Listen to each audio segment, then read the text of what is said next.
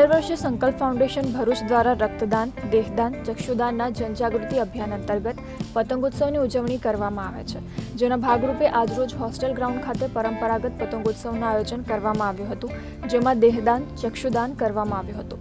આવા પરિવારો દ્વારા થયેલા સેવા કાર્યને બિરદાવવાનો આ કાર્યક્રમ યોજાયો હતો। પતંગોત્સવમાં ભરૂચના ધારાસભ્ય રમેશ મિસ્ત્રી, મા મણિબા ચેરિટેબલ ટ્રસ્ટના સ્થાપક અને સામાજિક કાર્યકર્તા ધનજી પરમાર, સંજય તલાટી સહિતના સંસ્થા કાર્યકરો અને આગેવાનો ઉપસ્થિત રહ્યા હતા। ત્યારબાદ શાળાના બાળકોએ પતંગ ઉત્સવની ઉજવણી કરી હતી।